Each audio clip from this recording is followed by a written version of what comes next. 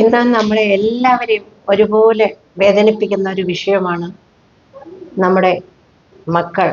ആണായാലും പെണ്ണായാലും നമ്മൾ അവരുടെ ആഗ്രഹത്തിനനുസരിച്ച് നമ്മൾ ടൂ വീലറോ ഫോർ വീലറോ ഒക്കെ കാശില്ലെങ്കിൽ ലോൺ എടുത്തെങ്കിലും നമ്മൾ വാങ്ങിക്കൊടുക്കും.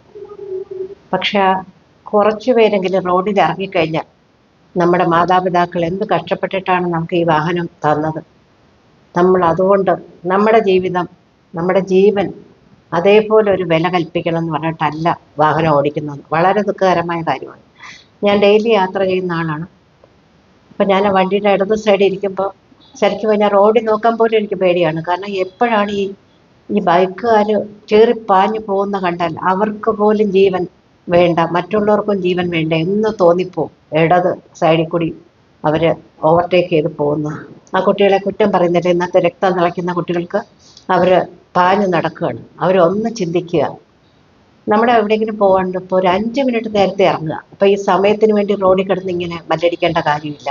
സമയം കൃത്യനിഷ്ഠയ്ക്ക് വേണ്ടിയായിരിക്കും ഓടുന്നത്. പക്ഷെ നമ്മൾ വീട്ടിൽ നിന്ന് ഇറങ്ങുമ്പോഴും അല്ലെങ്കിൽ എവിടെ നിന്ന് ഇറങ്ങുമ്പോഴും ആ കൃത്യനിഷ്ഠ പാലിച്ചാൽ ഈ സമയ ലാഭത്തിന് വേണ്ടി ഇങ്ങനെ കിടന്ന് നിരത്ത് ഓടുകയില്ല. ഒന്ന് ഓർത്ത് നോക്കിയേ, നമ്മുടെ കുട്ടികൾ എത്രയോങ്കിലും പേര് എനിക്കറിയാവുന്നുള്ള മാതാപിതാക്കൾ ഇന്നും കണ്ണീരാണ് അവർക്ക്. ചിലപ്പോൾ ഒറ്റക്കുട്ടിയായിരിക്കാം. അവർക്ക് ആ കുട്ടി ആണായാലും പെണ്ണായാലും നഷ്ടപ്പെടുകയാണ്. അവരുടെ കുറ്റം കൊണ്ടല്ലായിരിക്കും മിക്ക മരണങ്ങളും. വേറെ വല്ല വാഹനം ഇടിച്ചാലും അങ്ങനെ സംഭവിക്കും.